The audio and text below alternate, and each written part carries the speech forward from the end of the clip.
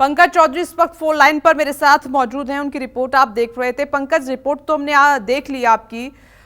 अभी bulldozer action को लेकर क्या अपडेट है? जी, जैसा कि बुलडोजर ये कसारी मसारी इलाके में आया हो, यहाँ पर चार बुलडोजर आया है। आरएएफ, पीएसी और सिविल पुलिस, लोकल पुलिस के साथ यहाँ पर आया है। और जफर अहमद नाम है इनका, अतीक अहमद, बाहुबली सांसद, पूर्व सांसद बाहुबली, उनके साली के ये पति थे। उनके घर पे ये बुलडोजर आया। अभी मकान से अभी जो सामान निकाला जा रहा है, उसमें जो पंपलेट मिले हैं, बहुत महत्वपूर्ण जानकारी दे रहा हूँ। जो पंपलेट मिले हैं, ये महापौर पद की प्रत्याशी बहुजन समाजवादी पार्टी से शाइस्ता परवीन के पेटी दर पेटी निकाले गए हैं। वहां से चुनाव की तैयारी थी। इसी घर में शाइस्ता परवीन रह रही थी कुछ दिनों पहले। घटना के बाद यहाँ से फरार हुई है शाइस्ता परवीन। इसी मकान के अंदर रह रही थी, जिस मकान को आज बुलडोजर से नेस्तनाबूद किया जा रहा है। पंकज, कौन कौन निशाने पर है? कह रहे हैं कि कई रिश्तेदार हैं जो कि करीबी हैं और उनके यहाँ पर ये बुलडोजर एक्शन होगा। लिस्ट लंबी है क्या? बिल्कुल, धीरे धीरे करके ये लिस्ट बढ़ती जा रही है। जिस तरह से यहाँ पर जो कार्रवाई हो रही है, जो पीडीए के अधिकारी है, उनको जिला प्रशासन के द्वारा लिस्ट दी गई है। 16 लोगों की लिस्ट दी गई है। ये 16 लोगों की, न्यूज़ 24 एक्सक्लूसिव बता रहा है, 16 लोगों की लिस्ट दी गई है। जिस तरह से कार्रवाई होगी, एक एक करके सबके घर का नक्शा देखा जा रहा है, पास हुआ है नहीं पास हुआ है, क्या कमियां हैं उनके अंदर वो देखी जा रही है। एक एक अधिकारी गुप्त रूप से इसकी जांच कर रहा है। मीडिया को भी इनकी जानकारी नहीं दी जा रही है। तो ये बहुत बड़ी कार्रवाई की जा रही है उत्तर प्रदेश सरकार की तरफ से। जिस तरह से ये बुलडोजर आया है और ये पहली कार्रवाई चालू हुई है आज से, अब ये लगातार कार्रवाई चालू रहेगी। ये सिर्फ न्यूज़ 24 बता रहा है। तो ये सभी मकान खाली हैं क्या? ये रिहायशी इलाका है? ये रिहायशी इलाका है, बिल्कुल। अतीक अहमद के 500 मीटर दूरी पर ये मकान है। अतीक अहमद का जहां मकान है चकिया स्थित, उससे 500 मीटर की दूरी पे ये मकान है। और इस मकान के अगल और बगल जो भी लोग रह रहे थे, उनको खाली करा दिया गया है। पहले से ही बैरिकेडिंग लगा दी गई थी। सुबह से ही काम चालू था यहाँ पर लोगों को खाली कराने का। और इस तरफ किसी को भी आने की अनुमति नहीं थी जब ये मकान खाली कराया जा रहा था। आज सुबह 6 बजे से ये कार्रवाई चालू थी यहाँ पर मकान खाली कराने की।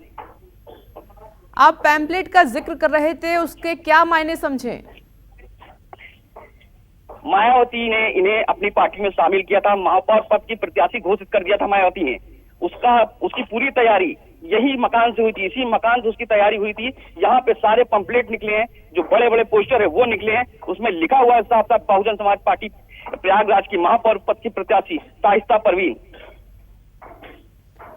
ओके, कोई और इन्फॉर्मेशन पंकज? अभी ताजा इंफॉर्मेशन ये है कि उनके अगल बगल मकान में हल्की दरारें आई हैं। उन मकानों को भी खाली कराया जा रहा है। उनसे सामान जो अंदर रखे हुए थे उनको भी अब हटाया जा रहा है बाहर। खास करके जो उनके एकदम सटे हुए मकान थे, लेफ्ट और राइट और सामने वाले मकान को, ताकि अगर वहां की बिल्डिंग की दीवारें अगर गिरती हैं तो किसी को नुकसान ना हो, उसका भी ख्याल रखा जा रहा है पीडीए के द्वारा।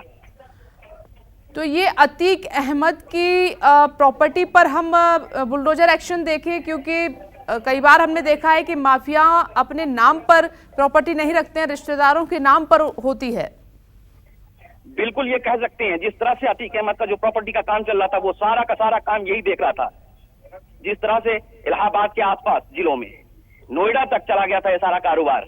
ये सारा जो काला धन था, कहां से आता था, कहां जाता था, सारी जानकारी इसी के पास से मिली। यहीं से अतीक अहमद की ये अवैध संपत्तियां हैं जिन पर बुलडोजर चल रहा है, और जो करीबी रिश्तेदार हैं, जो करीबी लोग हैं, जो पूरा ये उसका साम्राज्य देख रहे थे इलीगल प्रॉपर्टी का, अब बुलडोजर एक्शन वहां पर हो रहा है। क्योंकि सीएम के साफ निर्देश हैं कि माफियाओं को छोड़ा नहीं जाएगा, मिट्टी में मिला दिया जाएगा। उसी के तहत पंकज इस एक्शन को देखा जाए। जफर का मकान जिस तरह से गिराने के लिए आज इतनी भारी मात्रा में फोर्स आई है, चार बुलडोजर आए हैं। छोटी गली है लेकिन उसके बावजूद 4 बुलडोजर आए हैं।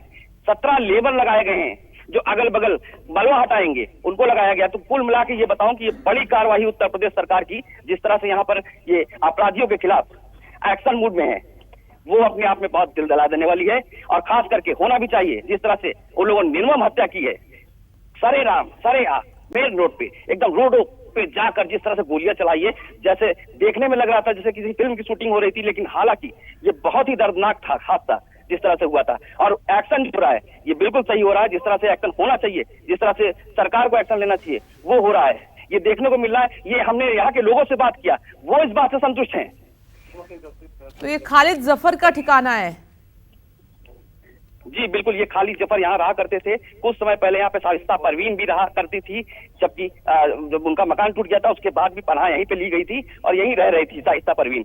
अभी जब घटना हुई, घटना के दिन भी वो यहीं पे थी और जैसे ही जब घटना के बारे में जानकारी हुई होगी उन्हें, तो यहाँ से अपना इन्होंने जगह बदली और कहीं और चली गई। उसके बाद से पुलिस ने लगातार इस मकान की छानबीन की और पीडीए को इसकी पूरी रिपोर्ट सबमिट करने के लिए कहा और उसके बाद पता चला इस मकान में कुछ कमियां आई, पीडीए के द्वारा देखा गया। उसके बाद आज यहाँ पर ये कार्रवाई हो रही है। ठीक है पंकज, तब तक आप कुछ और इन्फॉर्मेशन कलेक्ट कीजिए, हम आते हैं कि रिपोर्ट देख लेते हैं। नमस्कार, मैं हूं मानक गुप्ता। अगर आपको हमारा ये वीडियो पसंद आया हो तो इसे लाइक और शेयर जरूर करें और हाँ, हमें सब्सक्राइब और फॉलो करना ना भूलें ताकि आप देश और दुनिया की कोई खबर मिस ना करें। तो जुड़े रहिए हमारे साथ और देखते रहिए News 24।